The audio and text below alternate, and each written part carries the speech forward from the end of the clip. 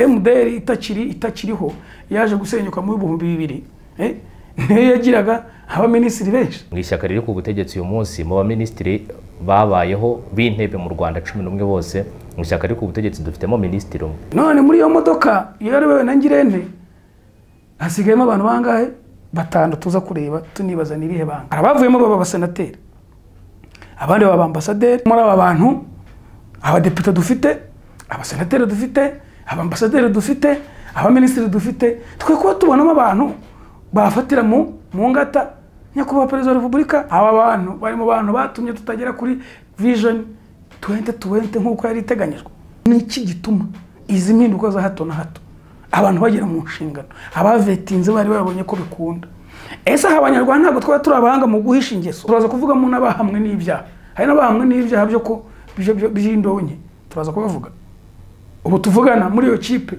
harimo abana bagiye banafungwa hari nabandi bagiye bakora amakosa bakagororerwa ko bambasaderi ikintu kubunaniwe ikintu kimwe tubwirwa yuko hari amakosa ari wakozwe ndetse n'iperereza ari gukorwa n'inzego zibifitiye ububasha umuntu akagororerwa kuba senateri umuntu akagororerwa kuba ambasaderi kujya guhagarara perezida mu kindi gihugu kujya iyo sura kujya gutanga iyo sura nziza y'igihugu kandi wowe mu gihugu hari byushinjwa guverinoma tugiye kwiha amanota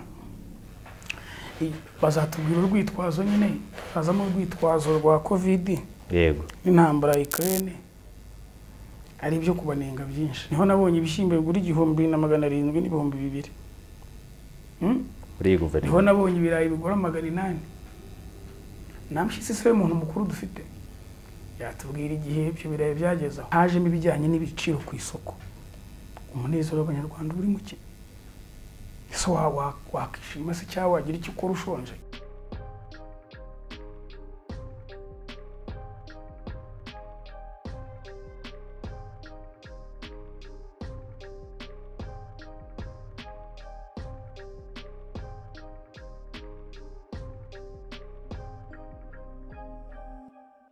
reka twongere tubifurize gukomeza kugubwa neza no kugira ibihe byiza nshuti bakunze umwene gihugu Official TV twongeye kubifuriza gukomeza kunogerwa na gahunda n'ibiganiro tubategurira umunsi ku munsi tubahaye ikaze mu kiganiro cy'uyu munsi ndi kumwe na Desire nk'ibisanzwe we tubana no mu bindi biganiro bitandukanye ndetse na mugenzi wacu Eric Wimbabazi ndetse n'abatumirwa babonetse turabana kandi mugenda mubabona Desire tugwaye ikaze urakoze cyane kongera gufata uyu mwanya ngo tuganire ku ngingo zitandukanye nekereza ko n'indi ngingo tugiye kuganirira abanyarwanda cyangwa se abumva ururimi rw'ikinyarwanda bari imihanda yose bari mu bihugu bitandukanye bari no mu Rwanda mu ntara zitandukanye so turabashuhuje nkuko bisanzwe kandi dushimira uko babana natwe mu biganiro tubagezaho mu bitekerezo byacu dutanga aho tubonye twashyira itafari ryacu twashyira ubusenguzi bwacu turabikora kandi tuzi ko hari umubare munini bishimisha nabo bitarashimisha igihe kimwe hari igihe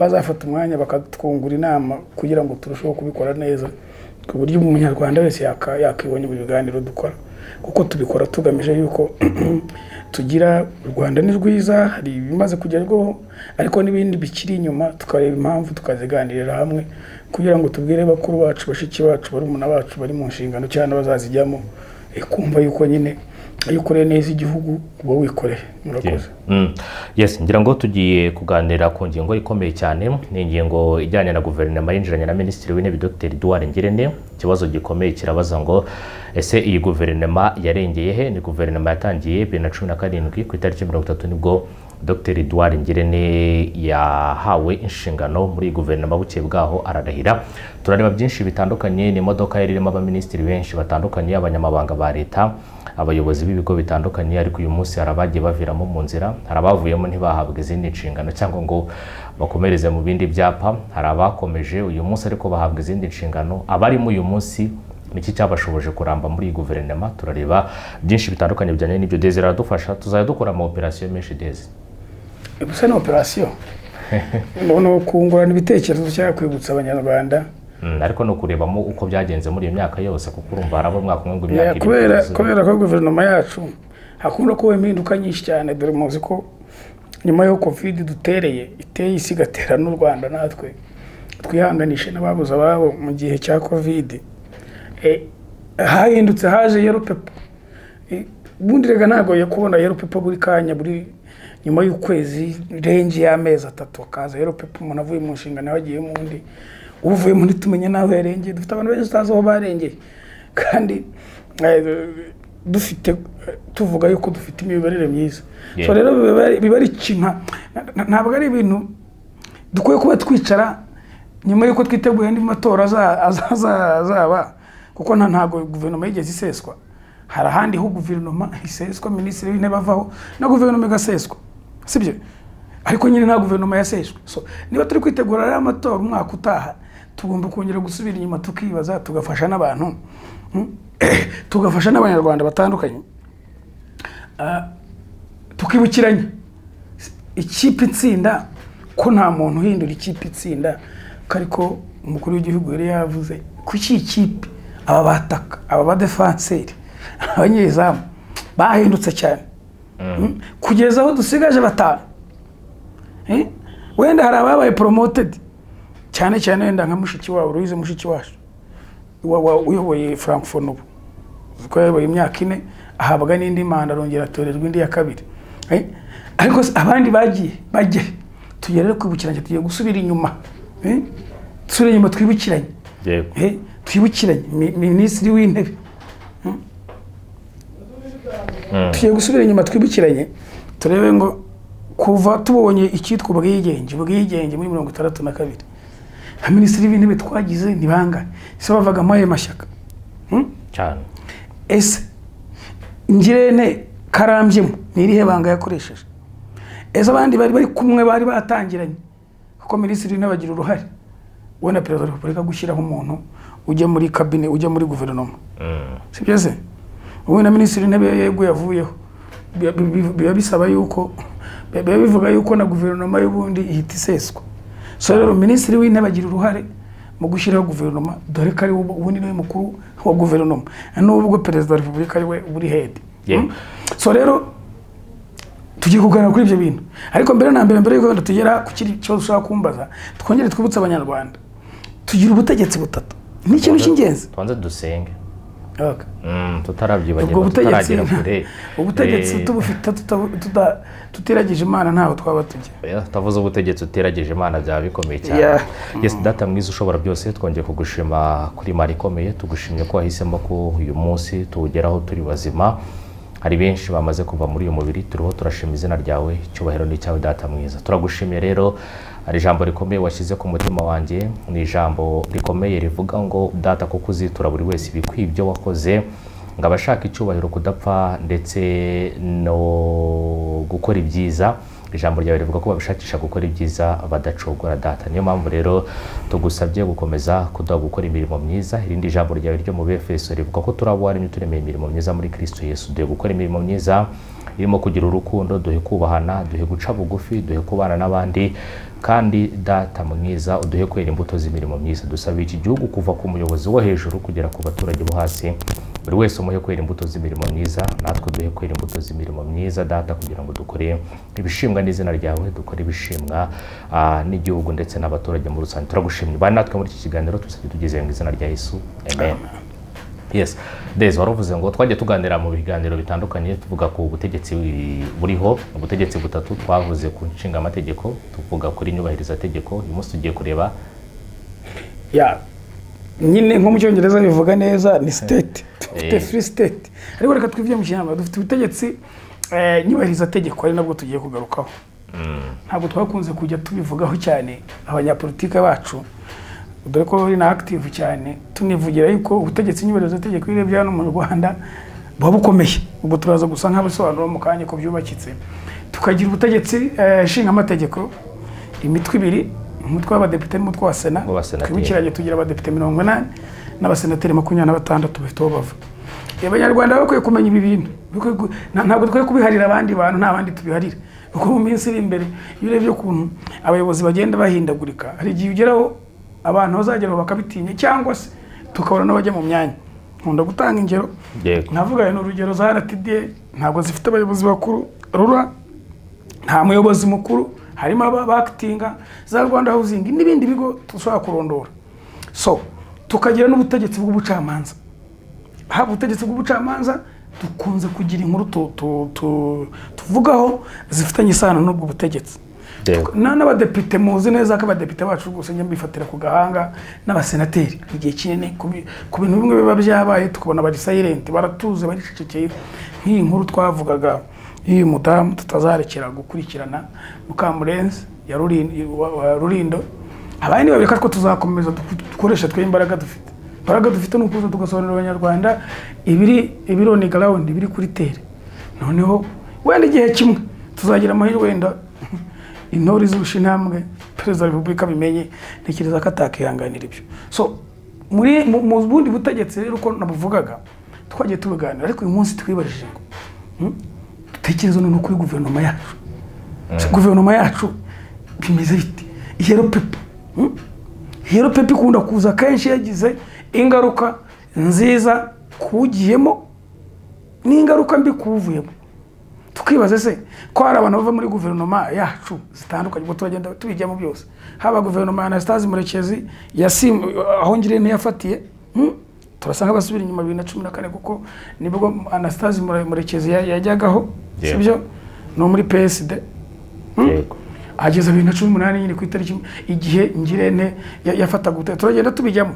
So guverinoma yacu kuki hagenda abamenyinduka za hato na hato? Kuki umuminisitiri atajya mu nshingano nibuze ngo amare manda? Biragoye kubona minisitiri umara manda y'imyaka 7. Ugerageza kubigira umuntu wahiriwe, umuntu wagaragaje ubwitonzi budasanzwe no gukora bidasanzwe ni Dr Vincent Biruta. Niwe kuva mu myaka yose 30 itambutse yagiye agira amahirwe 30 kubitagera kuko kuva 94 kugera 2000 ntago Biruta yararimo. Ntekereza ashobora yaratangiye muri iyo myaka za 2, ariko ni umuntu urambye muri izi nshingano, ni umuntu urambye muri guverinoma. Nubwo yagiye ahindurijwe imyanya myinshi itandukanye, ariko iyi guverinoma yirambyemo, sibyo? So rero uyu munsi tugiye kuganira tuvuye ngo abari muri Kwasiteri Ngirente yarayoboye. Twibukiranye ko Ngirente yabaye minisitiri w'intebe, yagizwe minisitiri w'intebe itariki 30 Kanama z'ukwa 8 2017. Wenda mbere yaho, mbere yuko ndagira ngo ubanze wibutsa abantu dusubire n'inyuma tujye tunareba, nagiye nshishamo amaso ndeba urutonde rw'abantu bagiye bayobora ministeri cyangwa se bagiye baba minisitiri w'intebe hano mu gihugu cy'u Rwanda. Kugira ngo uraza kutubwira utunyuriremo abantu, noneho natubwire n'umwihariko kuri mahangaha kuko bigaragara ko mu ishyaka riri ku butegetsi uyu munsi mu baminisitiri babayeho b'intebe mu Rwanda 11 bose, mu ishyaka riri ku butegetsi dufitemo minisitiri umwe. Wageze bate? Ni ukuvuga ngo mu ishyaka riri ku butegetsi ubu ngubu ishyaka rya FPR muri 11 bayoboye mu baminisitiri b'intebe dufitemo umuntu umwe ukomoka muri FPR. Ni ariko itegeko nshinga rifite ko ribivuga. Ubwo ku kantu nyine nakora gashyira mperi inyuma, noneho dukomeze dutangira ngaho. Itegeko nshinga rifite ko ribivuga kuri perezida wa Sena, perezida w'umutwe w'abadepite na minisitiri w'intebe.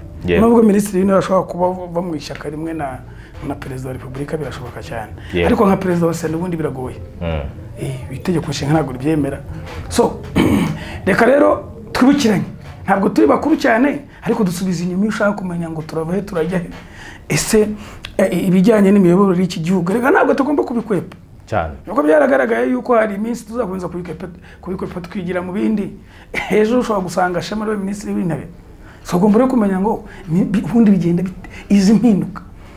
Kandi mwibuke ko tumaze iminsi nibaza jewe mfite n'akabazo k'amatsiko nakomeje kwibaza nkavuga ngo aba bantu b'abaminisitiri, abantu b'abajeni ko baba baranize, iyo bavuye mu nshingano kuki batongera kujya mu bindi bintu bigaragara tubona mu basavingamo igihugu? Iki kibazo dukunze kwibaza. So niyo mpamvu twafasha turavuga ngo umunsi reka tuganire kuri ikipe ko nta wihindura ikipe itsinda, niko twari twabwiwe. Iyi kipe itsinda kuki ibyananiye consistency ko yabuze guhozaho, ko byabuze nibuza ngo tugere uyu munsi nyuma y'imyaka 6 dufite kimwe cya kabiri cyabari muri ya kipe. Wagira ngo abadefenseur abataka bashizemo dusigaranye abantu 5, sibyo? So turaza kubijyamo, ariko reka dusa nk'abasubire inyuma twibukiranye kuva u Rwanda rubonye ubwigenge ku itariki ya mbere Nyakanga 1962 kugeza uno munsi twagize abaminisitiri 11. Hari abantu bajya bakunda kubaza ibibazo cyangwa se n'abarimu bakwiye kujya bumva ibiganiro byacu tugomba kujya dusesengura ugasanga nk'uyu munsi ushobora kubaza umuntu ngo kuva u Rwanda rugize ubwigenge igihe cy'ubwami n'abaminisitiri bahabaga ibyo ni obvious kuko twe ntabwo dufite politike nk'iy'Abongereza aho usanga hari ubwami hakaba na minisitiri w'intebe ari ubuyoboye ariko hari n'umwami twayitize n'uti de case so rero kuva rero muri 1962 twagize abaminisitiri 11 bagiye basimburana yego muri abaminisitiri twagize amahirwe tugiramo umugore umwe je murabyibuka Agatha Uwiringiye Imana yakwigendera Imana ikomeze kumwongerera uko ridashira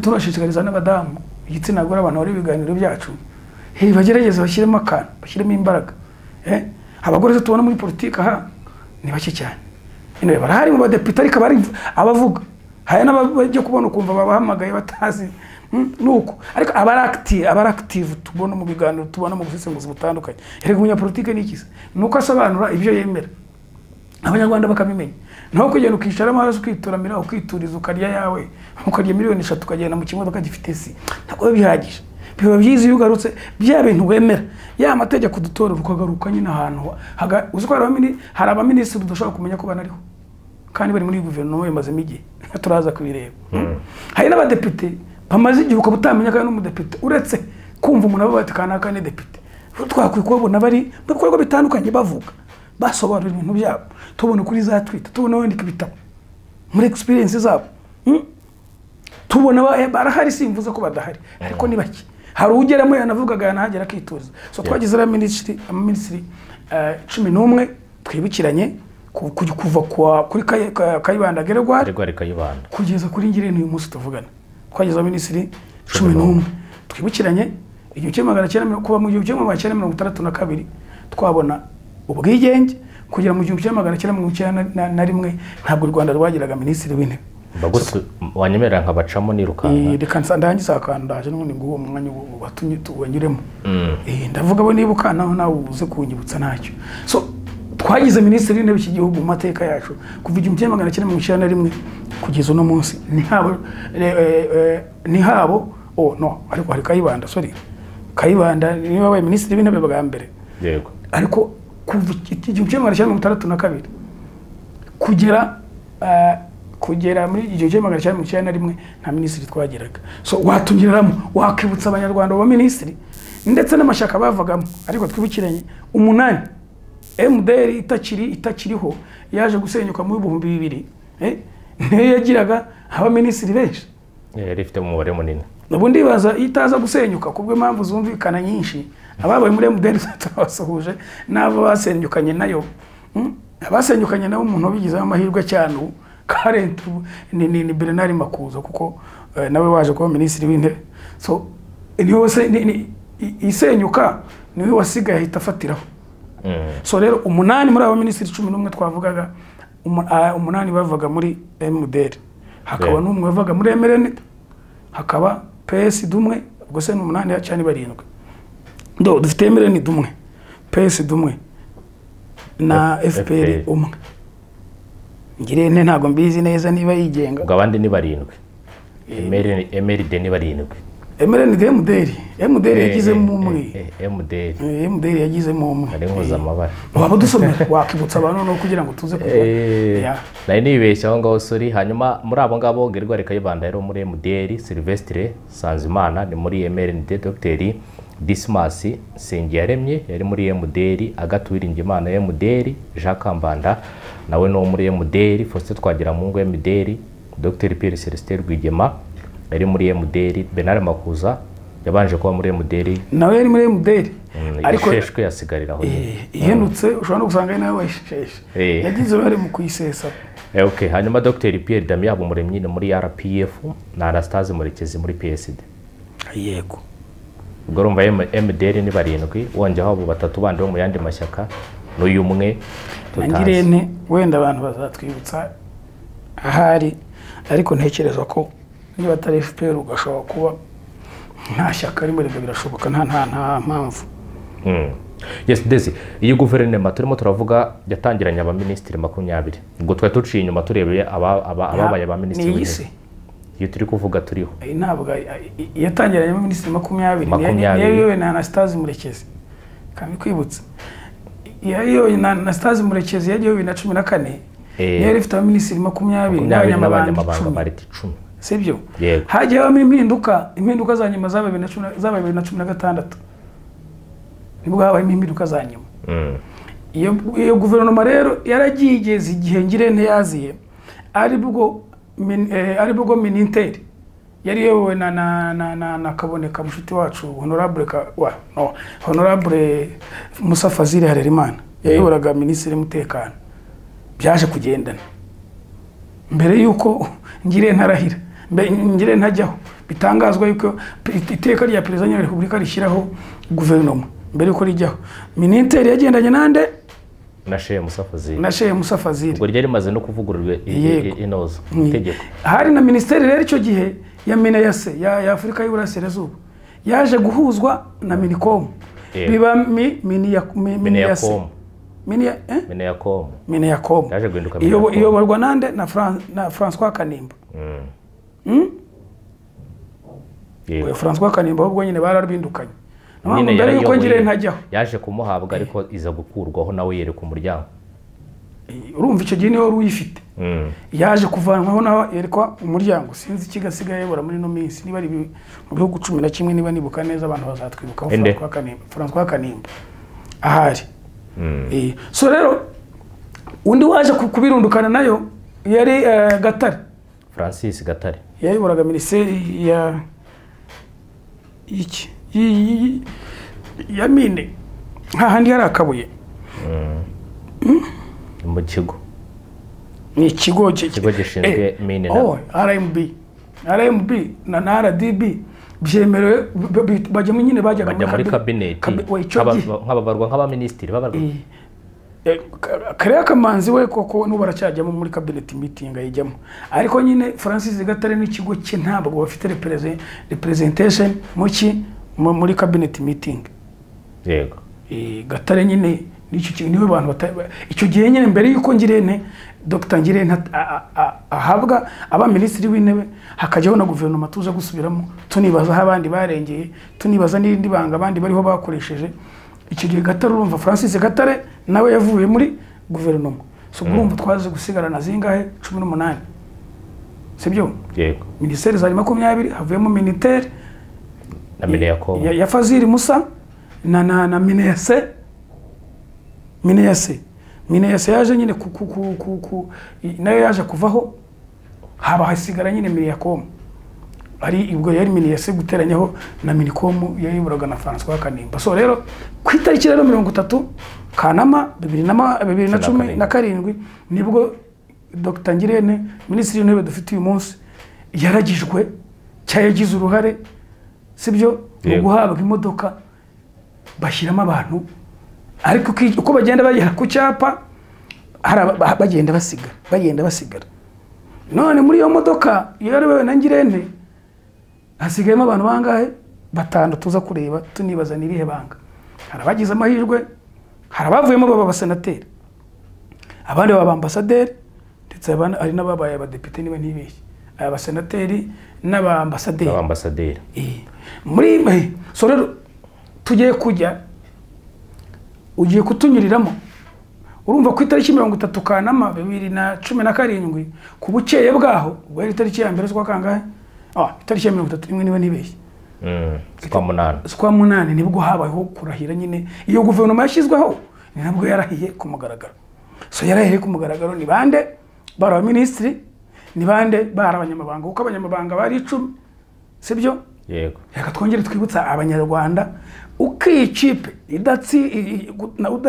kudahindura ikipe itsinda kuva 2017 twibukiranye yuko manda ya nyakubahwa perezida wa Repubulika irangiye 2024 sorry kuko muri aba bantu abadepite dufite abasenateri dufite abambasaderi dufite abaministiri dufite twe kuba tubonamo abantu bafatira mu ngata nyakubahwa perezida wa Repubulika igihe yavuze ati mwa bantu mwe ntako ntagize nakoze ABCD nihagira umfatiraho kwakwe kuba turi kuri opposition sibyo shema so tunyiremo rero utubwira abaministiri 18 utubwe n'abanyamabanga ba leta 10 noneho dukomeze tukibaze ngo noneho bari bagiye Abanyarwanda hari muri muze kumva amazina ni muna yazo yogera ntigeze aba ministre hari amazina muze gusaba ko yabaye ministre uyu koko yari muri iyi kipe yari muri Equateur uko bagendaga bagera ku cyapa ngire ntayoboye imodoka yari afite imodoka atwaye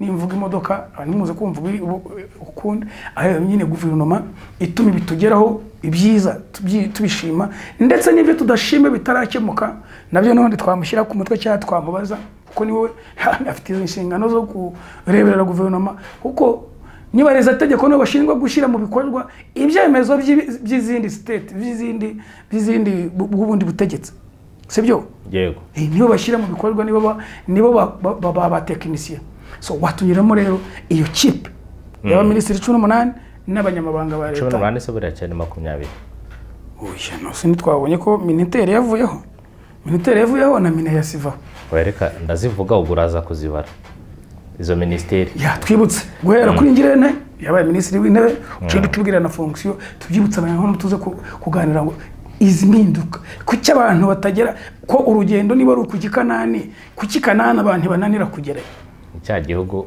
Uwiteka yabwiye Abisirayeli ko bazakibonesha amaso batazakigeramo kuki binanirana kugera 2024 muri kandi umukuru w'igihugu iyo yakurebye akicara akavuga ngo akaguhitamo mu bandi banyarwanda ko tungana mu miliyoni zihari akavuga dufasha mu byo nemereye abanyarwanda shiraho amarete shiraho yobora shiraho amabwiriza bituma ibikorwa twifuza niba ari poste de santé runaka zigomba kuba zihari niba ari amazi tuzageza ahantu agomba kuba hari niba ari amashanyarazi niba ari umuhanda wa gari ya moshi mwibuke umuhanda wa gari ya moshi wari muri gahunda ndende kuko impamvu twibaza ibi aba bantu bari mu bantu batumye tutagera kuri vision 2020 nkuko yari iteganyijwe iyi kipe aba bantu bari muri iyi modoka none ubu twihaye vision ya 2050 turashaka kumenya niki gituma izi mpinduka za hato na hato abantu bagera mu nshingano abavetinze bari babonye ko bikunda ese abanyarwanda ntabwo twaba turabahanga mu guhisha ingeso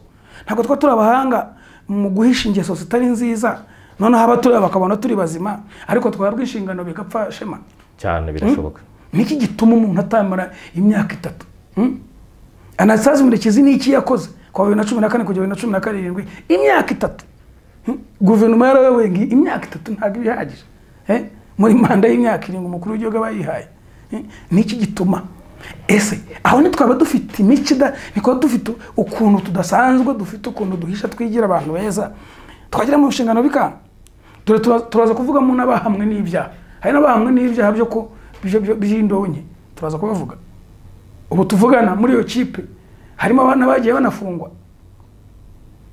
hana bagiye banagiye mageragere nta utajyayo hari n'ubu tuvugana ubu haruriyo cyane hari n'abandi bagiye bakora amakosa bakagororerwa kuba ambasaderi ikintu kubunaniwe ikintu kimwe tubwirwa yuko hari amakosa ari wakozwe ndetse n'iperereza ari gukorwa n'inzego zibifitiye ububasha umuntu akagororerwa kuba senateri umuntu akagororerwa kuba ambasaderi kujya guhagarara perezida mu kindi gihugu kujya iyo sura kujya gutanga iyo sura nziza y'igihugu kandi we mu gihugu hari byushinjwa hari bitavugwaho rumwe niki twe kwibaza ese abanyarwanda tugeze mu nshingano turahagera tugafata umwanya wo kwihenura cyangwa kuvuga ati narabuze aho ndira none ndahabonye yaba ariyo mpamvu ituma yero pepa ihindagurika yego uzabirebe muri no minsi iyo perezida wa Repubulika ubu yafashe yafite nk'urugendo hanze state visit y'iminsi 2 akenshi giye ku mutima nubwo nabivuga ndavuga nito aragiye yagiye mu butumwa mu mpamvu z'akazi giye sinzi muzabyitegereze hari ukuntu yagiye hahita haza yero pepa akenshi yaza ari iminsi 2 ari ahantu mu rugendo runaka hari ukuntu ngire nagira atya akaba ari bwo hagaragara bitameze neza sinzi abanyarwanda bari kwakira cyangwa bazatureba tubwire nganyuramo rero ya chip amaze iminsi muri Amerika y'Amajyepfo ari hatemberwa reka tuyitewe yagiye Seychelles havuyeho hasheshwe inama njyanama ni ibintu bidasanzwe ya Rutsiro mbere yaho sirimo kurundi urugendo yari yagize hahindutse iki sinibuka neza ndaza kwibuka ariko neza ako bihari ntago byabo hahise havaho umuyobozi wa polisi Dani Munyuza urugendo muze yari yagiyemo His Excellency yari yagiyemo Dani Munyuza kwa ubu n'uvanga urundi rugendo azajya mu itegero pepe yako reka tujemo abo ministeri ngira ngo muri guverinoma ikipe itsinda umukuru w'igihugu yagomba gufasha Perezida wa Repubulika ahanini mu kugeza mu gufasha ibyo yatwemereye 2017 tugomba kugira ikindi kiganiro tuvuga ngo nyakubahwa Perezida wa Repubulika uyoboye yemeye iki abanyarwanda noneho nabwo dukore ushakishe turebe ngo muri ibintu yari yemeye yageze noneho iyo atagezeho ntabwo ibyo byantera isoni byo kuvuga yuko ari aba bantu bagiye bakwepa basinzirira muri bisi kandi bisaba gukanura bisaba kureba kuko uyobora igihugu itekereza abanyarwanda naho tuva kwe tugomba gukora cyane kurushuka abandi bakora so rero basinziraga bavagamo ku cyapa cyangwa umuntu agahagarara ngagiye mu cyapa agiye kwihagarika agafatiraho akabura kuko hari n'abagiye kwihagarika ntituza aho bari ubwo abahanzi baraza kutubwira ko twagakwiye kubona umuntu wagize amahirwe yo kujya muri guverinoma na nyuma yuko avuye mu nshingano atari uko ajya gushinga irindi shyaka cyajya kuvuga ibitagenda kandi yari arimo kuko iyo unanijwe wakoraga mu kintu ukananizwa itizi beta kuvuga ati yewe ntabwo nabishobora ntabwo uri mushobozi bwanjye mwashaka undi uri capable ariko ukaza ugasubira mu bindi ukakora ibindi tukabibona wacuruza wagira ikigo cy'ishuri wagira kaminuza sibyo washinga yindi gihugu tukabibona yego ese bavaye amafaranga bahembwa hari ikindi baba bayakoresha kidasanzwe cyangwa babona imyanya bijeje abantu ko muri 3,000,000 azajya atanga 500 tumba kubyibaza kuki abantu bananirwa ari abasore ari abajene kandi barakuze neza barakuriye mu muryango bafite indangagaciro nziza babanivugira bigenda bite yes macemo yes ngira ngo muri aba ministre bose ministre w'intebe Dr Edouard Ngirente ni ministre w'intebe Uwizeyimana Judith yari ministre muri presidence ya Repubulika aje guhindurirwa inshingano turaza kuvuga aho yagiye uyu munsi wenda genda uvuga umwe niba gihari tuvuge ko hari niba yarashingiwe n'inshingano tumukumuzo ntacyo Uwizeye Judith aracyari mu nshingano muri Rwanda twavuze wenda we biragoye ubundi kera twajyaga tubone ibyemezo imyanzuro y'inama y'aminisitiri akenshi sinzi ukuntu yaje guhinduka ababizi baze kutubwira ubundi imyanzuro y'inama y'aminisitiri yajyaga inama ya kabineti nyine imyanzuro yose yafashwe yajyaga itangazwa n'umuminisitiri mu biro bya Perezida wa Repubulika ariko kuri ino nshuro nyuma yaho covid irimbanyirije kuva muri covid imyanzuro y'inama y'aminisitiri itangwa isohoka muri primature minisitiri w'intebe ariwe wayisinyeho ariko ubundi kera niba mubyibuka yajyaga imyanzuro yavuye muri cabinet yajyaga isinywaho cyangwa se igasohorwa n'iminisitiri ufite mu nshingano ze ibiro bya Perezida wa Repubulika yego Uwizeye Judith aracyari mu nshingano ngo ni ministre muri presidence yego yes ubwo niwe duhereyeho hanyuma reka tujye ku wundi wa gatatu twavuga na Ambassadeur Claver Gatete yari ministre w'imari n'igenamigambi icyo gihe yari ministre w'imari n'igenamigambi yungirijwe afite state nyine minister ari we Uzendagije Imana ubu wabaye ministre Gatete twibukiranye ko yaje kuva muri ministeri muri no manda yayivuyemo anyura muri bikorwa remezo ajya muri bikorwa remezo asimbuye Musoni James muribuka muri yamuvugagaho ni nkumi byavuzweho ni byinshi ariko ubu twibukiranye yagororewe kuba Ambassadeur w'u Rwanda muri Zimbabwe oya Claver Gatete oya ari muri Loni Claver Gatete ari muri Loni na Ambassadeur kandi nabo hari byavugwaho n'ubu wanditse kubyukandika ngo Claver Gatete wareba indi saga ariko baduhagarariye muri Loni nakora akazi neza ndetse ngira ngo nihogarariye u Rwanda i New York muri Loni ariko twikiranya ko muri iki gihe nyine cy'ikipe ijyaho yangirente yakoze imyanya 3 Minisitiri w'imari n'igenamigambi Minisitiri w'ibikorwa remezo none ubu na Ambassadeur w'u Rwanda muri New York yes hanyuma hari ministre wa kane Munyeshyaka wenda ikindi namuvugaho utarajya ku Munyeshyaka Vincent ikindi namuvugaho Claver Gatete afite akazi hari gusohoka amaraporo menshi ku mutekano muri Kongo n'ibindi byinshi hari gusohoka amaraporo menshi gusobanura bino bintu amugabo wenge ndebe yaburana nawe yari kuburana nawe amugabo w'umukongomani nawe uri muri Loni bari rindi ntambara nakora akazi neza rwose naduhagarira gitware urugeze kuri nangeze kuwa kane Munyeshyaka nanjye ndumva ntamuzi oya Munyeshyaka Vincent niba ntibeshye yari ministri w'ubucuruzi n'inganda ubu ngubu ni uyoboye BDF amakuru dufite na BDF hari ibibazo mwaza kuneka, hari ibibazo byinshi ngo yagize nko mu rugo iwe nayo twamukomoze. Inkuru za BDF nazo tuzazigezaho abantu kuko iki kigo cya BDF twe tukitezaho ibintu byinshi nk'abashene. Uwa gatanu ni Dr Vincent Biruta yari minisitiri w'ibidukikije muri guverinoma. Uyu mugabo yewe mbona ari umuntu udasanzwe. Icyo gihe ajyaho yari minisitiri w'ibidukikije, yaje kuba minisitiri w'uburezi muri no manda. Yavuye muri minisiteri y'ibidukikije ahita aba minisitiri w'ububanyi n'amahanga asimbuye Louise Mushikiwabo. Igihe yajyaga Louise Mushikiwabo igihe yajyaga kuyobora Francophonie. Ngira ngo yabaye minisitiri w'ububanyi n'amahanga kuva 2019. Yego, nibwo Mushikiwabo nyine yaragiye. Ahubwo indi mirimo yakoze yabaye minisitiri w'umutungo kamere ariko ni muri 2014 n'ikera. Ho ni byinshi yakoze ibintu byinshi. Yabaye minisitiri w'uburezi kuva 9 yabaye na yego kuva 9 yabaye mu nshingano. Yabaye na Sena. Yes, hanyuma niwe muntu urambyemo twabivuze ngo ndaza no kugira icyo musozo wo muvugaho. Nisabira cyamuvugaho. Yego. Hanyuma tuvuye kuri Dr Vincent Biruta kwa gatandatu haza tumushime Francine yari minisitiri w'ubutaka n'amashyamba. Umuntu uzaharaze kutubwira. Utubwire nanjye. Ari muri ba bantu izina ngo ninde? Izina ni Tumushime Francine. Uretse abantu bo muri famille n'abantu biganye n'abo bakoranye, abanyarwanda ushobora kubaza ngo habayeho minisitiri witwa Tumushime Francine ntibamuyoberwe. Francine wabuherereye nyakubahwa honorable uherereye twe ko tukubona mu bindi bikorwa wandika ibitabo usobanura. Yavuye mu modoka iramusiga. Yari minisitiri w'iki? W'amashyamba, w'ubutaka n'amashyamba. Yego, muzi impunduro ziri mu butaka, ibintu by'iminani byangombwa by'ubutaka. Yego, aherereye hese nicyo turi kwibaza. Nyakubahwa uherereye he? Ese iyo bakuvanye ku mugati ntago ushobora kugaruka koko bahita bavanamo uburakari. Urumva hari ukuntu umuntu yagushimagizaga bitewe n'icyo agukuraho. Iyo umaze kumucusa rero hari ukuntu nyine agira gute avuga ati shati nanjye nabasigara yirwana. Yego, aherereye nyakubahwa Tumushime. Yego, reka twikomereze ku mwanya wa 7 ni Dr Mukeshimana Gerardine turamuzi muri minisiteri y'ubworozi. Tumugarukiyo nyakubahwa Mukeshimana Gerardine yarakukuje yaragiye kumara amenga yo batamukura ejo.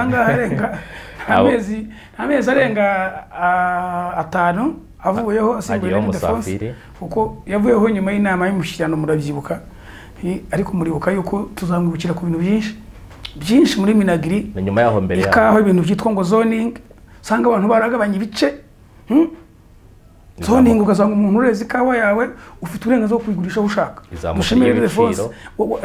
Izamuka ry'ibiciro ni kuri we. No muri abantu twavugaga nuko abafite ba PS wenda bakora kuko yakoranye na Musabyimana Jean Claude minisitiri w'ubutegetsi bw'igihugu bakoranyemo hari n'abandi benshi. Ariko Gerardine tumwibukire kuri Chelsea. Muri kwimundura Chelsea n'amarera n'ubo baturage ba Chelsea biri mu byamunanguye. Gerardine uherereye nyuma yuko uvuye muri minisiteri y'ubuhinzi n'ubworozi. Waba se inararibonye ibyo yabonyemo byiza ufite imirima y'inanasi ibintu ari gukora ugiye gukora uruganda dukoresha ubizane ku isoko turebe ko twarucuruza hanze. Ubwo nawe yari muri iyo kipe yarahanyanyaje ira minisiteri niba yoroshye kuko ni abanyarwanda benshi twisanga mu bijyanye n'ubuhinzi n'ubworozi umubare munini w'abanyarwanda. Nibo tuba duteza amakiriro. Hanyuma ku mwanya wa 8 Mushikiwabo Louise minisitiri w'ububanyi n'amahanga icyo ntacyo twamuvugaho. Ni Brive ibihugu bya Afurika y'Iburasirazuba wa 9 kaboneka. Ni Brive ubu tujye twibukiranya yari muri iyi kipe itsinda. Ntabwo twavuga ko tutaza hari njya mbona akunda kuvuga ngo ni inshuti y'abashuni b'abashu sinzi ngo niki. Njya mbibona kuri Twitter cyane. Beruka kubona Twitter gukora. Yongeye nyine gutorerwa kuyobora umuryango nyine w'ibihugu bivuga bikoresha igifaransa. Ubu ngubu nyine niyo muntu muri ikipe. Ikipe muri imodoka yari itwawe na Ngirente niwe twavuga wagiye mu ndege. Akoze promotion irenze. Yakoze promotion turamushimira. Yaba nabandi twabonaga bajya gukompitinga hanze bakaduhagarira neza kandi aragerageza. Hanyuma reka tuve kuri muri Louise Mushikiwabo kuwa 9 turasanga Kaboneka ka Francis wari minisitiri w'ubutegetsi bw'igihugu. Uretse kumenya amakuru tuyabwiwe na Musana. Musana agiye kumwitabaza ashaka kuba ari komiseri cyangwa afite ibyo ashinzwe muri RPF headquarter. Ariko nawe ku cyicaro nawe twamwibukira twamwubikira kuri manda ye ariko banza bose bigira ku cyicaro banza bose bigira ku cyicaro sinujibona na general yabanye mu nshingano ko bavuga ko azajya kwiripotinga headquarter azajya kubirindira ibyo nibisanzwe ibirindiro nyine by'abanyamuryango ba RPF ni rusororo nta nabaza aba general ni headquarter Kimihurura yego ariko tukiri kuri Kaboneka gato kuri manda ye ntago twara kutabivuga ntekereza ko twagiye tubona abayobozi benshi bayoboye n'akarere ari ugeze uyobora akarere ka Kamonyi abantu bararuhutse ari mu bantu abantu mu nzego z'ibanze babwiye Kaboneka n'amubwira ati n'ubu imodoka bari bayiza hari kiganiro kimwe nigeze mbona Kaboneka ntabwo yaboroheye hari n'abo yakubita icyo gihe naramumenye yarakoraga ese gukora nuko uwo wahungabanyije abantu baba kumva njye nemera yuko ushaka gukosora ikintu ubwira umuntu kitageze neza ukamubwira ati best practice ni ariko genzi neza ko abantu bari mu nzego z'ibanze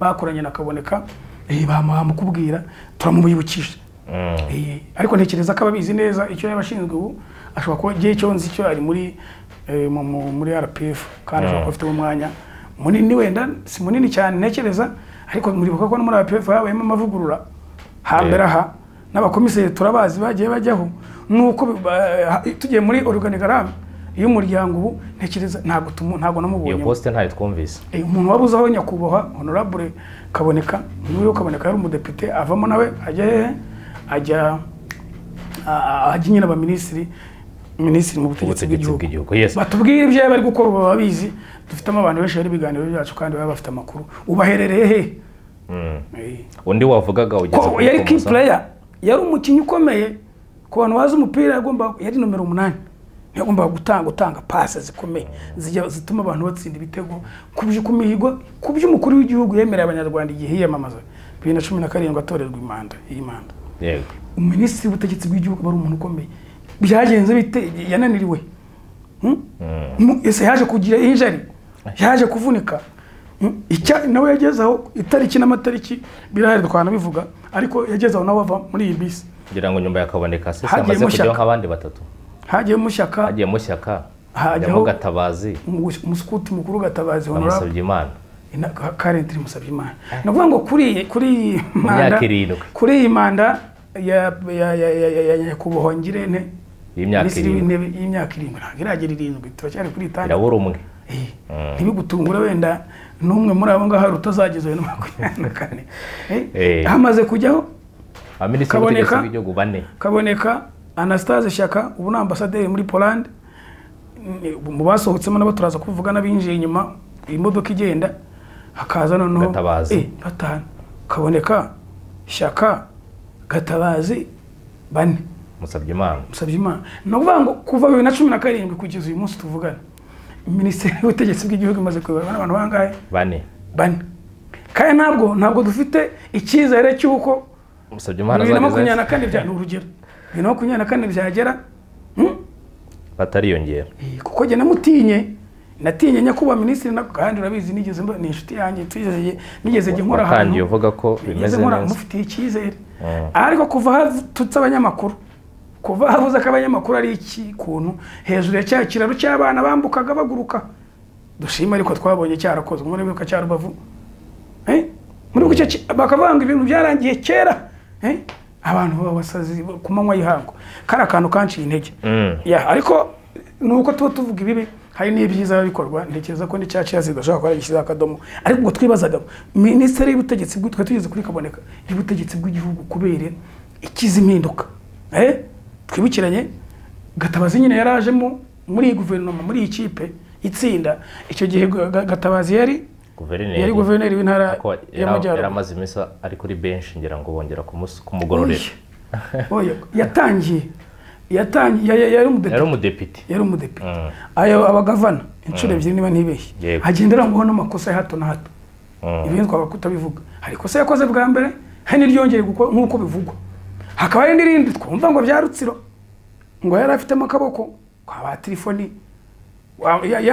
ya njyanama yakubiswe hasi twakomeza nyuma ya Kaboneka nyuma ya Kaboneka reka tugiye ku wundi wamukomojeho ntabwo tumutindaho Musoni James tumugarukeho w'ibikorwa remezo yari muri ikipe ko nawe uhindura ikipe itsinda kandi koko nibyo yari minisitiri w'ibikorwa remezo muri uko yaje kuvaho saga zari nyinshi amara igihe gito yaje guhabwa kugororerwa ambasaderi w'u Rwanda muri Zimbabwe. Ubu ni hari ngo muri izi nshingano muri iyi manda akoze imyanya ibiri. Minisitiri w'ibikorwa remezo ntabwo tuvuga saga zagiye zibamo, uyu munsi akaba ari ambasaderi. Yego, yes. Hanyuma reka tumuveho tujye kuri General Kabarebe James ntaho mutindaho, yari minisitiri w'ingabo, yaje gusimburwa na Murasira. Yamaze gusimurasira nawe hambere aha. Izo mpinduka zikomeye nazo zabayemo muri no manda, habaye impinduka zikomeye, ikintu kidasanzwe. Baza kuri amatariki yabayemo impinduka karundura. Ni impinduka nayo karundura nyine, igihe ejo bundi hakorwaga rishafa mu bijyanye n'ingabo, abagaba bakuru b'ingabo batandukanye.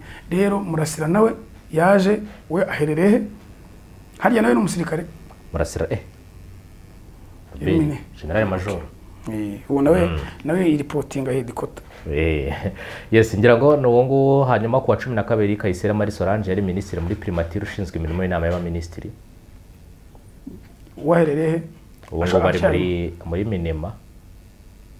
Turaza kubireba mu basigayemo kuko ari muri aba yarashinzwe no gucyura impunzi. Yarashinzwe iki?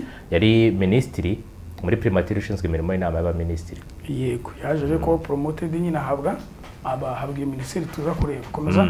Yes, hanyuma tuvuye kuri Kayisera Marie Solange reka tujye kuri Dr Musafiri Papias Philip Marimba. Muri iki perere itsinda Musafiri Marimba yari minisitiri yaje guhabwa yaramukijwe minisiteri y'uburezi. Ni minisiteri bikomeye, hari ibintu byinshi byagiye bihaba nitubigeho. Kireza tugiye dufata umuntu umwe ku gihe cye kuri manda ye tukavuga ibyamuranze, ibyiza n'ibitaragenze neza, ariko yaje nayo kuvamo byaranze kugera Kanani, byaranze yarebesheje amaso. Umushinga arawurebaga ariko kugeraho. Ubu ntekereza ko ashobora kuba ari vice rector wungirije wa kaminuza, vice rector wa kaminuza y'u Rwanda niba nibeshye. Ubwo abazadukurikira ntekereza ko ari byo. Yavuye aho ashobora kuba yarashomyemo gake, ariko n'ubundi bari abarimu ntabwo babura akazi. We yari mu nshingano na kaminuza y'u Rwanda, ntabwo ari bibi. Ntekereza ko ari hari. Undi wari ugiye kumaramo igihe ejo bundi biranga ni Mbabazi Rosemary minisitiri w'urubyiruko. Mbabazi Mary minisitiri w'urubyiruko nawe yari muri ikipe. Biragoye umuntu uyobora urubyiruko, biragoye kugira icyo bamushimira dore ko yahuye n'ingorane akorana na wa mugabo wa miliyari Bamporiki baje kumumuramutsa, ariko nyine iyi guverinoma itangiye ntabwo Bamporiki yari arimo. Icyo gihe yarashinzwe itorero Bamporiki ubundi na Gatabazi bajemo nyuma. Yarashinzwe itorero ry'igihugu, bajemo nyuma. Bavuye mu badepite. Yego, baramutswa. Ariko igitangaje uzi kuza nyuma ukanagenda mbere. Hari muri kontabilite twita RIFO, last in first out. Nyango ikintu cya mu gusohora ibintu nyine y'ugucuruza. Ari RIFO na FIFO. Ariko ubwo nagarutse gikuri ku yanyuma. Ubwo ashaka kunyereka ko nawe sibizi. Navuze yitwa RIFO, last in, ibyagiyemo inyuma n'ibyo bisohoka mbere. So yabajemo nyuma ariko banisohokera mbere.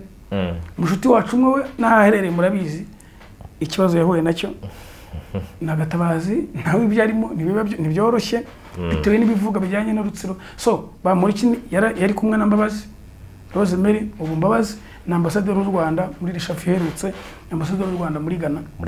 Yego. Ariko nawe aramutswa nyine Kanani, nawe yaharebeshejwe iki ijisho ntabwo yageze ngageze 2024. Nageze ko azageze 2024. Twe kumwe n'igihugu tuzamukorera, tuzamushimira. Hari undi rero n'uwa kera y'umugabo we Nsengimana Jean Philibert yari minisitiri w'ikoranabuhanga n'itumanaho. Yego, uramwibuka umugabo mugufu ukuntu. Nawe twamwibukira kuri one laptop per child. Twibariza n'abanyarwanda b'ibiganiro byacu, ese abana banyu bafite laptop, ariko amafaranga y'iki gihugu ushaka batazifite waba ariko wenda bazigana. Amafaranga y'iki gihugu ararikika.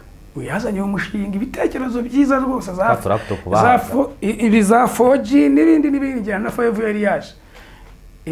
Ntekereza ko nawe ashobora kuba hari ibindi yazize, ariko nawe icyo twamwibukiraho ni one laptop per child. Ariko umva iryo zina sha, ariko se cyangwa n'abacu batazigira.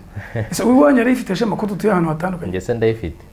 Abantu bafite one laptop per child bayibuhunye baje kutubwira zira laptop ndazibuka tw'icyatsi bazanye umuntu twakoraga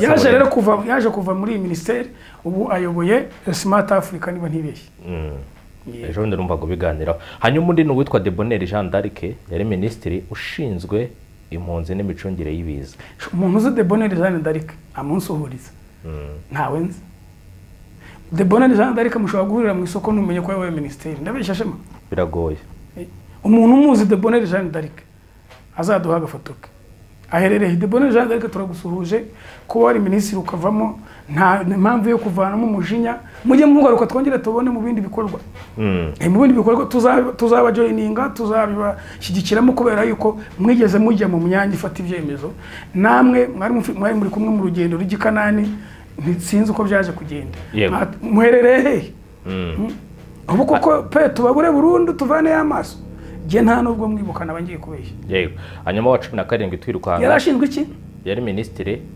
ushinzwe impunzi n'imicungire y'ibiza gusanga uyu minisitiri ari we muntu washizeho intozi washizeho bya bindi ngo by'impunzi ngo igihe cya kuvanaho yaciye ubuhunzi stati y'ubuhunzi ni wese Debonheur ko yabakaze simbizi none se ko nawe yameze nk'uwahunze Debonheur rushinzwe Debonheur Jeanne d'Arc ko rushinzwe minisiteri yo gucyura impunzi n'iki n'impunzi muri rusange ibiza n'ibyagutwaye ko tutakubona mu ruhando herega tukoye kubona umuvuyeho ariko tukabona mu bindi mutanga ibitekerezo mwandika kritika herega bagiye bicaye mu ntebe zifite amakuru bicaye mu ntebe ziba position zo kukibavamo bakavamo bivumbuye mwihimana ntago umukuru w'igihugu aba yabizeye ariko Debonheur Jeanne d'Arc ntakubeshye ntago namwibuka mu isura anje ntago muzi nabambeshye yahungiye ko yarayoboye minisiteri yarafite minisiteri ifite impunzi mu nshingano nibiza urabibiza bitaragutwaye Debonheur turagushuje ahantu dukeneye kubabona muva mu nshingano mugakomeza gutanga umusanzu igihugu n'icyayi yes wa 17 ni Uwacu Julienne yari muri minisiteri y'umuco na siporo Uwacu Julienne ubu ngubu bashaka kuba ashinzwe ari muri Minubumwe niba rufite ngo cyangwa iby'ubudaheranwa ariko nyuma yaho mbere yo kujya muri Minubumwe yarakuriye Farish ikigega cy'abacitse ku icumu cya jenoside yakorewe abatutsi yarakuriye Farish aho bihurije hamwe ari muri Minubumwe yego 18 turasanga Busingye Johnson yari minisitiri w'ubutabera n'intumwa nkuru ya leta numwe mu bantu bakukuje kuri no minisiteri y'ububanyi n'amahanga y'ubutabera kandi biba byoroshye dore ko kuri minisiteri hafundwa abantu kuko tuzamwibukira ko ari we muntu wafunze abanyarwanda be nibwo ubucucike bwagiye burarenga ubu dufite 176 kwijana ariko tubikesha Busingye Johnson wagira yabwiraga abacamanza ko umuntu wese waje ntabya 30 jours no gukatirwa nta bundi buryo bundi kandi dufite uburyo bugera ku 10 umuntu wahamijwe icyaha ashobora guhabwa ibihano kandi umuntu akagororwa ko ikigamije cyo kumvisha umuntu ku gihe cye yanatuzaniye Rusesabagina ku gihe cye icyo kintu ngiye kugikomozaho ku gihe cye koko yemeje abanyarwanda yarabumvishije abantu bari muri tuzamwibukira kuri icyo kintu ko kuri ku myaka kandi yamaze imyaka myinshi kuko na mbere mu ikipe itsinda reka turi kuvuga ibi na mbere y'itariki 30 Kanama 2017 na mbere harabara abaminisitiri arere muri abo bantu bari abaminisitiri bakomeje so rero tuzamwibukira kuri icyo kintu cy'uko hari abantu ubucuce bwinshi buri muri gereza wagira yarabwiye abacamanza ati mufunga ikindi muri bukagirana ibiganiro n'umunyamakuru wa CNN iziti CNN cyangwa Al Jazeera CNN niba atari CNN ni Al Jazeera kimwe muri irayo muri ntoza muri avuga yuko nyine adukoze isoni aduta mu nama waduteye mu nama nyakubahwa ambasaderi w'u Rwanda muri mu bwami bw'Ubwongereza ariko adutabye mu nama tuvamo ngo ndiko twishyuye indege ngo yazanye Rusesabagina abantu baramubazaga nekereza ko bishobora kuba no mu bintu byatumye ino minisiteri yivamo ikaragizwa ugira shebuja so rero ubu na ambasaderi w'u Rwanda hehe ubwami bw'Abongereza yes hanyuma ku mwanya wa 19 nawe ikanani yaraharebye nubwo yaratangiye mbere bakashobora kuba yamaze imyaka 8 niba atari 9 cyangwa 7 muri minisiste so ariko nawe ikanani nawe yarahageze ku cyapa avamo abandi barakomeza ahembwa ahembwa guhagarara u Rwanda mu gihugu cy'Ubwongereza. Undi muntu rero uri mu rugendo rujya i Kanani Rwanyindo Kayirangwa Fanfan, minisitiri w'abakozi ba leta n'umurimo. Uyu nakakwiye kutagira icyo muvugaho kuko ntasanzwe. Aragera i Kanani tu. Ntasanzwe Rwanyindo ashaka no i Kanani azahagera. Ntacyo akijije giye ku giti, ntacyo akijije nta nicyo yishe. Impamvu mvuga bino bintu nyumve neza nuko ritegeka abadepite batoye 2018 amaze umwaka umwe muri izi nshingano no kuri kw'Imana rishyira umushahara fatizo, ariko imyaka irihiritse igera muri 6-7 byamunaniye gushyiraho umushahara fatizo. Aho tukigendera ku mushahara fatizo w'ijana wo muri 80 uri kubyumva cyane. Navuga ngo nagenda bikomozo, niyo mpamvu dufite abakire benshi, twabonye abandi bafite amamiliyari bagera ku ijana cyangwa ku gihumbi barenga. Dufite abantu 1000 bafite miliyari ijya hejuru. Niyo mpamvu tubona ubwo busumbane bukabije. Tukabona n'abandi ariko bafite ubukene bukabije. Ubwo twakwiye kuba uyu munsi nyine uhembye umuntu 120 nta tegeko riguhana. Uri kubyumva umuyede 120 nta tegeko riguhana cyane. Niyo mpamvu nyine usanga abantu bimvukanira kuko hari umushahara fatizo kuri ibi byiciro by'akazi. Ibyo rero giye icyo munenga ntitunamubona, dore ko n'ikinyarwanda cye gike. Ikindi gihe munenga yanze kwiga ikinyarwanda nkana. Ntabwo wamara igihe kingana gutya uyobora abanyarwanda umaze iyi myaka. Hari n'abandi bantu baje ikinyarwanda batacyumva ariko barakimenye kuko bagishakaga. Gihe munenga ko yanze kwiga ikinyarwanda nkana. Fanfan ashobora kuba nta mugani yacu w'ikinyarwanda, umubwiye ngo ace imigani ne mu kinyarwanda. I doubt. Gusa nigarushye mu nshingano gihe icyo munenga n'ubu kindazi singa gushyira umushahara fatizo. Afite abadirecteri bigo bitandukanye, ariko uyu munsi tukaba abanyarwanda hari ubwo busumbane. Umushahara fatizo byamunanije iki? Kabarundi babitangiye nyuma bagiye kubirangiza. Byamunanije iki? Yagakwiye kuba jewe yaravuye muri no bisi kera, ariko nyine umushoferi nako umuyobozi w'imodoka niba kibona niba abona yuzuza inshingano ze nta kintu arenza, ariko Fanfani we i Kanani ashobora kuhagera. Ariko uburyo azahagera niba rukutamenya ikinyarwanda neza. Simvuze yuko ndi kumuvugiraho kuko hari impamvu nyinshi abanyarwanda batamenye ikinyarwanda, ariko bishyizemo imbaraga nke kandi ko n'umukuru w'igihugu ajya komuza kuri ibi bintu n'ubushake bukira kuvuga ikinyarwanda neza. Yego. Yes, undi wa 20 Dr. Diane Gashumba yari minisitiri w'ubuzima. Diane Gashumba nawe murabizi ko byagenze. 2020 saga murayibuka. Saga muribuka umwiherero umwe perezida wa Repubulika avuga ku bijyanye n'inkingo. Rwose Diane ubona ari minisitiri, Covid ntacyo yari mubwiye. Ni 2019. Hagati ya 2019 na 2020 abantu baraza kutubwira ko muri kwa Diane Gashumba uko byagenze ku bijyanye n'inkingo. Wowe yashaka ko bitunangura n'ibipimo byari inkingo cyangwa n'ibipimo bya Covid. Ashobora ko ari ibipimo bipama Covid. Byagiye harimo ibintu byinshi byagiye bibeshwa.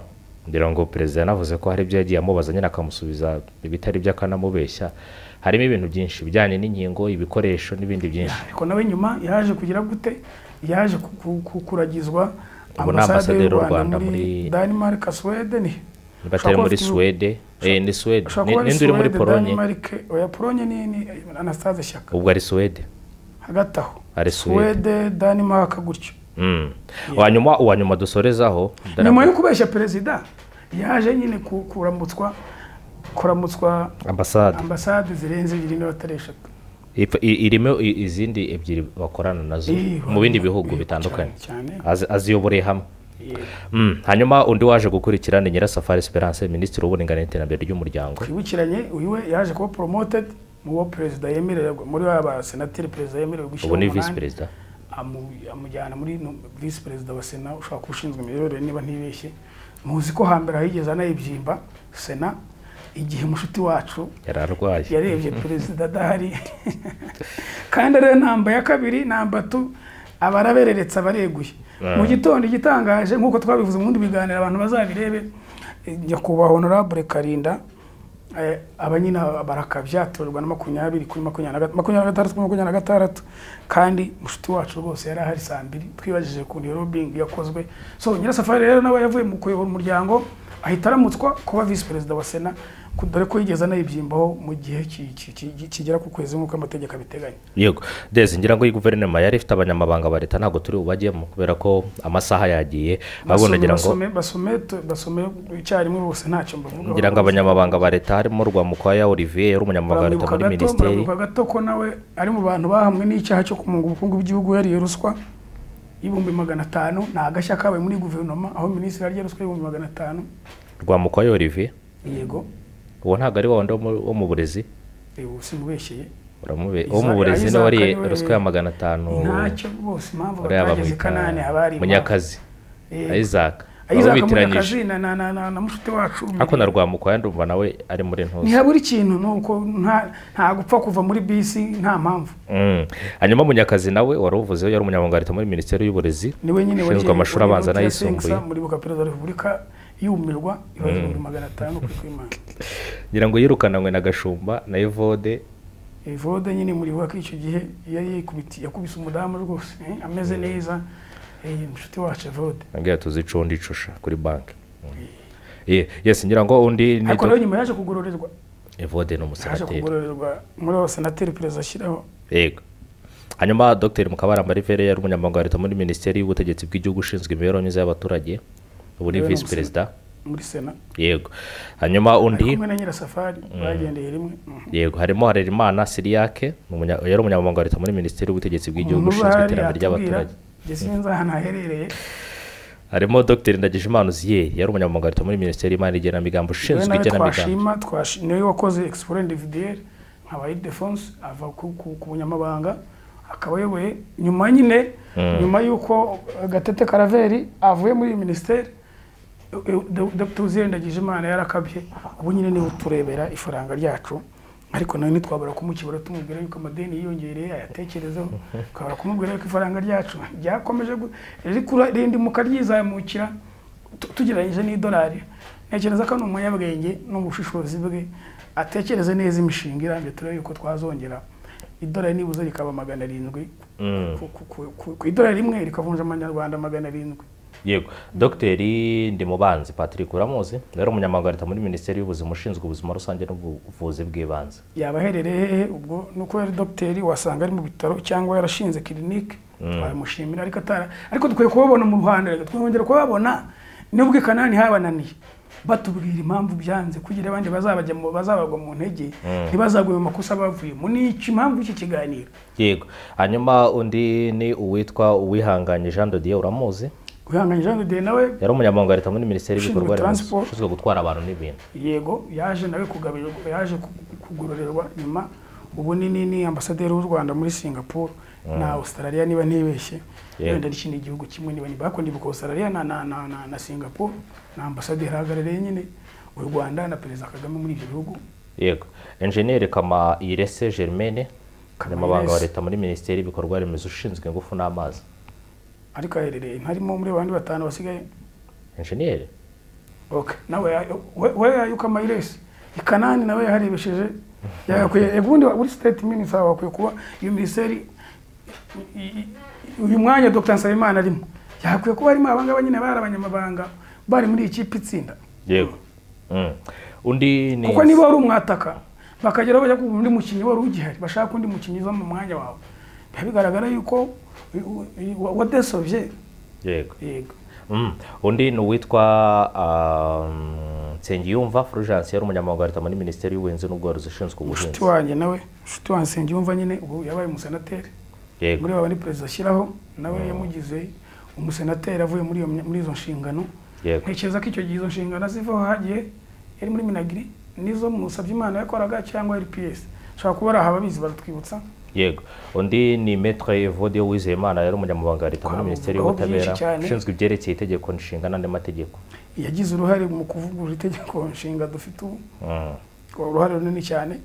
Agira n'undi ruhare nyine nawe yaje gukora amakosa murabyibuka aho yasagarariye umudamu ariko biza kugaragara ko yasabye imbabazi. Yasabye imbabazi yaba n'abandi bose basagarira abantu bafunzwe bagororerwaga gutyo bagirirwaga ikigongwe nabo bakababarirwa ntibafungwe, ariko imbabazi nyine umuntu aba yasabye biterwa nuko yazisabye. Twabonye abantu benshi nyine basaba imbabazi ibyo gusaba imbabazi n'ibintu nyine iyo wayanditse neza uzi kwandika ibaruwa neza birakunda mwana yaje kugorerwa rero nyine abasenateri. Hanyuma uwa nyuma dusorezaho ni Nduhungire Olivier wari umunyamabanga wa leta muri minisiteri y'ububanyi n'amahanga. Nduhungire nawe muramwibuka asagaze yego muri covid sinzi yigeze kwandika gukora idingano n'abandi bantu ariko si bwa mbere n'udushya n'ukayitereye yaje kuvanya yari umunyamabanga nawe muri minisiteri y'ububanyi n'amahanga yego yari kumwe yatangiranye na mushiki wabo ashobora kuba yaranakoranyeho gakera na Biruta na Sezibera ahubwo mwibagiwe ko Sezibera aciye muri minisiteri y'ububanyi n'amahanga. Nibyo Dr. Richard Sezibera simbere subwo Biruta yasimbuye Sezibera nyuma y'umushiki wabo hagiyemo Sezibera ndabyibuka ari yeze kuvuga ko yanarwaye aza gusimbuzwa. Nibyo rwose akantu kareka katwibese so umuntu Nduhungire ngo n'ambasaderi w'u Rwanda mu Buholandi. Icyo gihe rero Bamporiki na Gatabazi bagezwe umwe yagezwe itorero Bamporiki yashinzwe itorero twe twanabivuzeho Gatabazi agizwe guverineri w'intara y'Amajyaruguru bari bavuye mu nteko nshinga amategeko. Yego so rero uko twabivugaga mu ikipe itsinda yatangiranye n'aba bantu bose tumaze kuvuga. Intego yari hari abantu bandastandinga neza imirongo migari Perezida wa Repubulika uyoboye iki gihugu yari ibyemerera abanyarwanda 2027-2024. Yego iyi ikipe yari yizeye ayitoranya mu bandi banyarwanda uko tungana twese abari mu gihugu n'abari hanze sibyo atoranyamo izo ntorano kugira ngo zimufashe kutugeza kuri ku cyerekezo twajyagamo.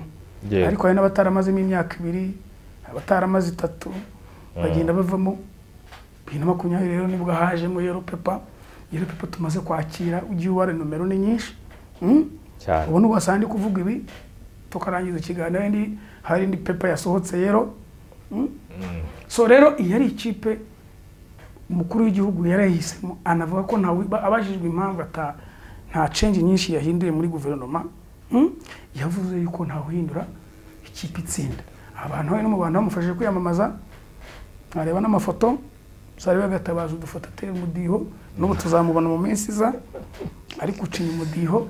So rero tukibaza ngo ni iki cyatumye imodoka iyi Coaster yari itwaye na Ngirente dusigaranye abantu 5 tugiye kugarukaho mu kiganiro cyacu ni irihe banga babandi bakoresheje sibyo ese ni irihe banga twabandi tukiri bato cyangwa bifuza kujya muri no myanya niyo kubura iki gihugu hazaza ni ibihe bintu dukwiye kwigira kuri aba batubanjirije nubwo bahisemo kutudusangiza ibyo bahuye nabyo yego sibyo uzi kunyura mu ishyamba ugoramo n'inyamaswa y'inkazi wagira amahirwe wayicika wavayo ntubwira abandi bantu bakoresha izo nzi banyura muri iryo shyamba ati nyamuneka muritonde hari inyamaswa y'inkazi baraje baricicikira nk'abo twavuze ba Deboneri Jean d'Arc sibyo cyane baricicikira ntituzo aho barengeye batishimira hariya tumushime henda tumushime bakamayiresi kaboneka cyo koza kira abagize amahirwe yo kujya abajya ibukuru bashobora kuba bamubona kuko turibuka ko mushiti wacu Musana ari mu bantu nyakubahwa kaboneka ari mu bantu batumye Musana atekereza uko yatekereje n'ubwo ubu nyine ntekereza ko ikibazo ubwo cyarangiye nshingiye ku byo yivugiraga ushobora kuba bariyunze na honorable kaboneka. So rero nicyo twasobanura twavuga ngo nk'uko twavuze kuva muri 62 twagize amahirwe yo kuyoborwa n'abantu n'abaminisitiri b'intebe 11 harimo umugore umwe twamuvuze nyakwigendera uringiye Imana Gata sibyo n'abandi bantu baturukaga muri MDR ariko MDR igiye kumara imyaka hafi 20 n'ingahe nayo yariciriyeho abandi bagana ndi mashyaka. So rero twibazaga aba bantu y'iguverinoma yacu hindagurika buri munsi ikanani ko hakomeje kuba ikanani ese muri 5 basigaye hari abazagira ikanani cyane bazayirebesha amaso kiretse wenda Vincent Biruta ashobora ko zagira ikanani Vincent Biruta tugenda nababwira ku giti cyane tugiye kubigarukaho wabanyuriramo aba bantu 5 ubona impamvu yaba ari yihe yatuma mu bushakashatsi twakoze kwice tureba nyine byagiye bivugwa n'ibyandikwa kuri buri bantu. Aba batanu basigaye bari muri guverinoma berekeje Kanani bakiri mu modoka mu ikipe itsinda, hagiye hinjiramo abandi hasohoka n'abandi. Hari abasohotse kubwo amakosa, ariko n'umuntu byanze bikunze ntiwasohoka kuko ntiwasohoka nta yindi mpamvu, usohoka kuko wananiwe cyangwa se kubwo amakosa ayo twamenye n'ayo tutamenye. Watubwira batanu icyo dukeka ibanga baba barakoresheje.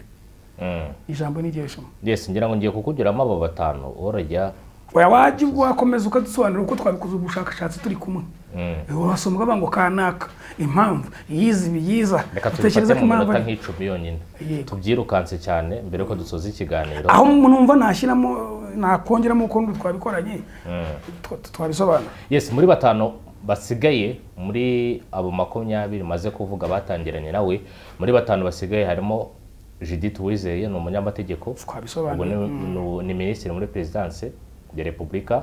Ngira ngo yarahiye ku itariki ya 31 z'ukwa munani 2017, yageze kuri uyu mwanya avuye kuyobora ibiro bya minisitiri w'abakozi ba leta n'umurimo, ndetse yavutse ku itariki ya 20 z'ukwa munani muri 79. Ntabwo ari mukuru, kuko ndusha imyaka 6. Afite impamyabumenyi ya Master's Degree in International Economic and Business Law muri kaminuza ya Groningen mu gihugu cy'Ubuholandi. Kaminuza ya kabiri mu gihugu cy'Ubuholandi, nimwe mu nziza. Yego, ntabwo umuntu wizaho rero dutekereza ko ubwo bumenyi afite n'uwo bashakanye, ariko ntiyoroshye bamutubwira ko nta banga ririmo y'umunyapolitike ko nta kitajya hanze. Ngira ngo afite abana 2. Afite abana 2. Uyu mugabo yitwa ngira ngo reka ndebe neza. Ngira ngo uyu mudamu yanigishije muri kaminuza nkuru y'u Rwanda kuva muri 2006 kugeza 2014. Abo yigishije turabasuhuje. Ngira ngo akaba afite umugabo witwa Manase Nihinyurwa, akora muri Rwanda Revenue Authority. Yego, ko n'umugabo we. Yego. Umwe ari muri ari kushaka resources z'igihugu, ari mu misoro. Undi ari kureba, ari gutunganya biro y'umukuru w'igihugu. Urumva ntago ari abantu boroshye. Yego. Uwo ni uwa mbere. Ndetse tubwira noneho Dr. Vincent Biruta. Dr. Vincent Biruta nawe watunyuramo amashuri yize, noneho turaza kumujyaho cyane. Ni umunyapolitike cyane cyane w'inararibonye. Nkeneye ko ibintu bye byose bisoma uko bimeze. Amaze kunyura muri ministeri nyinshi zitandukanye. Yavutse ku itariki ya 19 Nyakanga 1958. Mukuru. Uyu munsi ni minisitiri w'ububanyi n'amahanga kuva mu kwezi kwa 11 2019. Mbere yaho yari minisitiri w'ibidukikije kuva ku itariki ya 31 z'ukwa munani 2017. Akaba yaranabaye minisitiri w'umutungo kamere kuva ku itariki ya 24 z'ukwa 2014. Yego, twibutse ko aturuka mu ishyaka rya PSD. Ariko PSD urebye na FPR nta tandukaniro ririmo. Afite impamyabumenyi icyiciro cya 3 cya kaminuza muri Planning and Management of Health Services in Developing Countries. Ngo yikuye muri kaminuza y'u Buruseli mu gihugu cy'Ububiligi. Hanyuma Dr. Biruta akaba ari umwe mu batinze cyane mu nama y'abaminisitiri. Nigeze mbivugaho niwe sini. Novango umunyarwanda ushaka kugira icyo yiga, ushaka gutera imbere, ushaka kuyobora iki gihugu, akwiye kwigira kuri Biruta komeza. Ngira ngo yabaye minisitiri w'ubuzima 1997 kugera 1999, ndetse anaba minisitiri w'imirimo ya leta gutwara abantu n'itumanaho muri 1999 kugera mu 2000. Hanyuma kuva muri 2000 kugera muri 2000. So urumvana no kubwa Pastor Bizimungu yari minisitiri. Yari minisitiri. Umugabo ntabwo yoroshye. Hanyuma ikindi kandi kuva muri 2000 kugera 2003 yayoboye inteko ishinga amategeko y'inzibacyuho. Ntabwo yari yoroshye minisitiri. Abumva abadepite b'icyo gihe ariko hagiye kujya amatora n'itegeko nshinga bakivangavanga n'abandi. Nta kintu atazi mu miyoborere y'iki gihugu. Hanyuma kuva muri 2000 yayoboye 2000 kugera 2003 yayoboye inteko ishinga amategeko y'inzibacyuho. Wahunze yitwa nde? Twagira mu wahunze wayoboraga inteko ishinga amategeko wahunze, ndaza kumwibukaho ku Kibuye.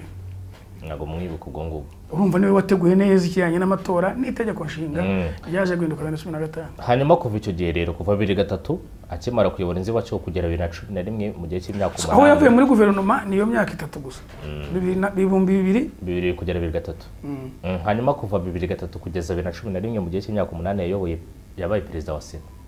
Yego, imyaka nayo 8. Yewe umutwe w'abadepite ayobora na Sena. Hanyuma muri 2011 yagizwe minisitiri w'uburezi kugeza 2014.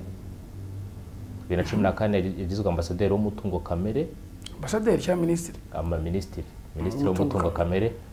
kwibuye ryabuye ririmo ibibazo bimeze nabi. Hanyuma rero kimwe mu bintu azibukirwaho ku itariki 14 Mata 2022 yasinye amasezerano yandi y'impunzi akomeje kutugaragaza Minisitiri ushinzwe umutekano w'imbere mu gihugu Patel ya za miliyari z'amapaundi 120 miliyoni z'amapaundi 120 cyangwa 150 gutyo 120 z'amapaundi zikomeje kutuzengurutsa kuko hasigaye ubujurire ni butagira nako urukiko kwitabazwa urukiko rw'ikirenga ni rututa mu bisheke tuzasubiza se simbiza iyi nagashya yarasinye ariko icyo gihe nyine komeza ngira ngo ni ibyo ariko sineye gusa nari masezerano yigeze asinya na Amerika umusirikare wa Amerika yemereye kuza mu Rwanda n'imbunda nta n'umusatse nta n'umubajije ayo masezerano yarasinywe nigeze mbibona iziti 2020 abantu babizi baze kutwibutsa ariko genzi ko nari masezerano yasinye yuko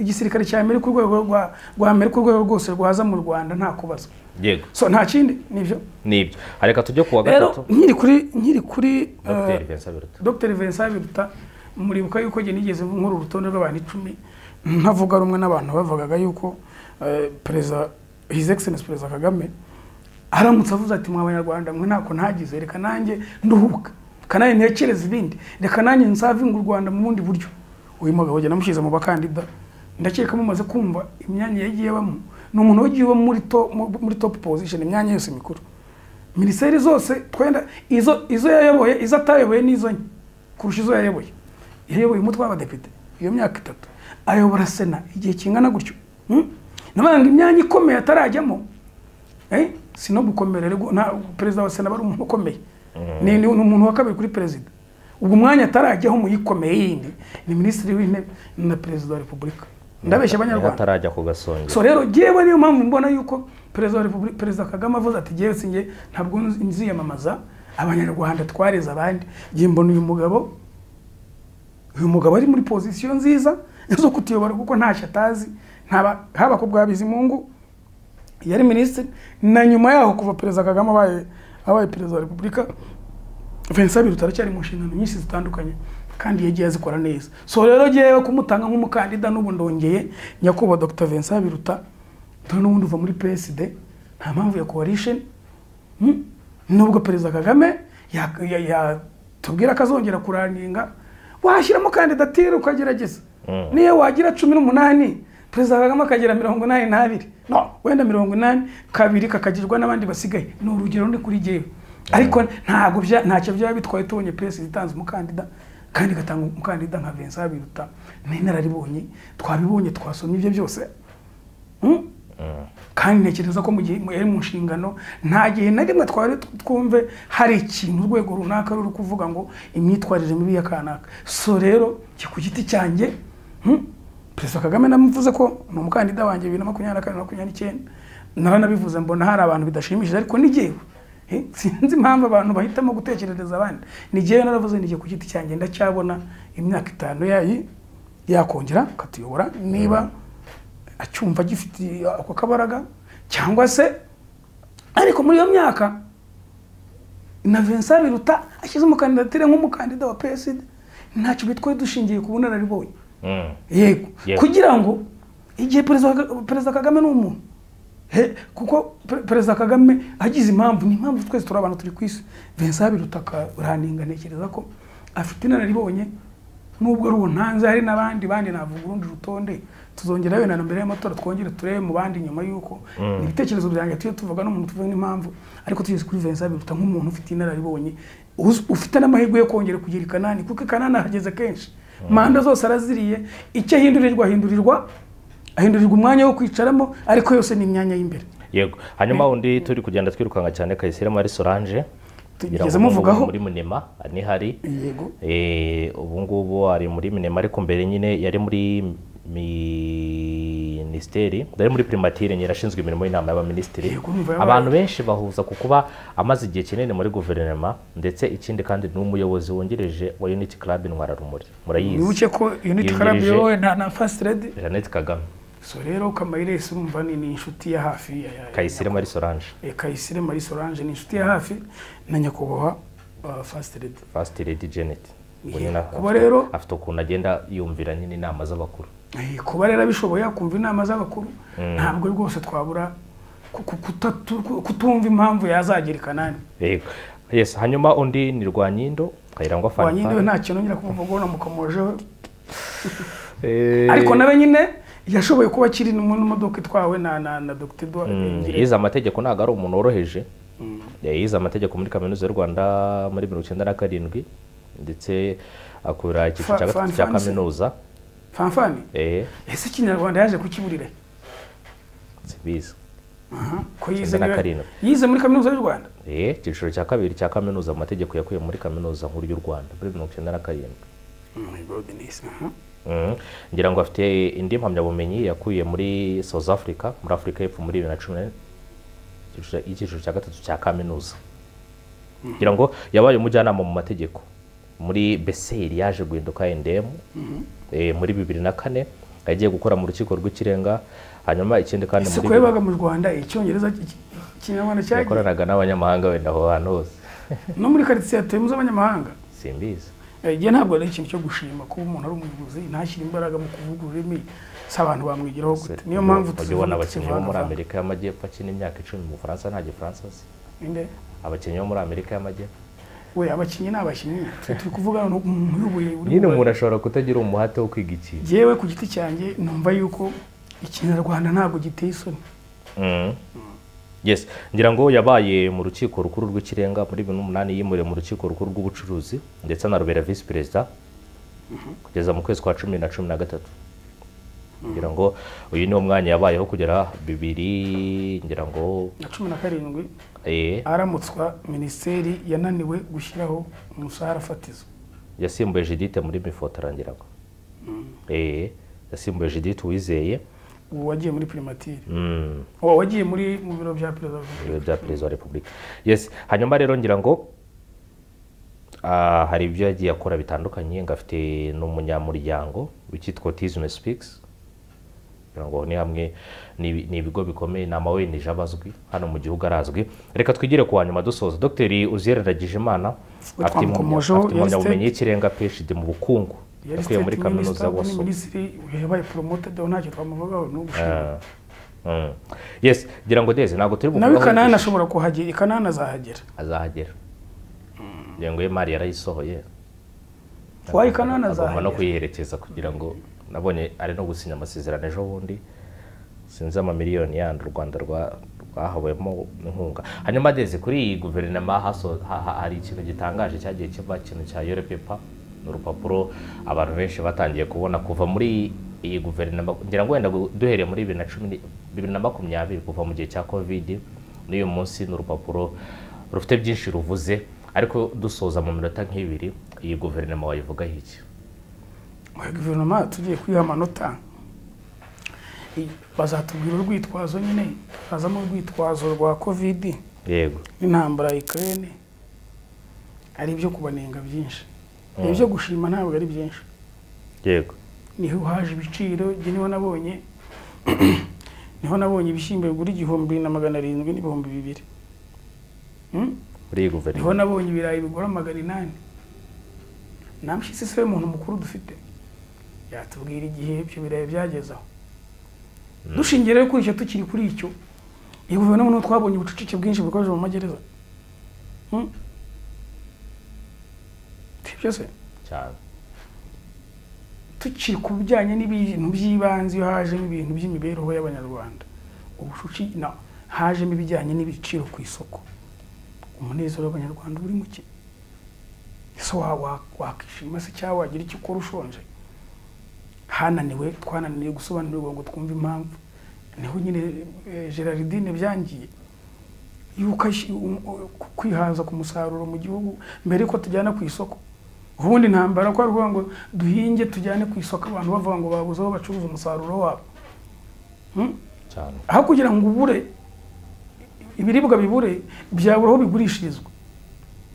Ibiciro byarazamutse ku rwego rukabije. Hafi ababyikubye 100%. Kandi wa mushahara fatizo twavugaga wananiwe na fanifani. Ntabwo 2,000 wajya ku isoko ngo wahera abantu bane muri umuryango w'abantu bane. Ngo ubone ya magi twirirwa tuvuga ngo ngigi ni ryiza ku mwana, warikura he?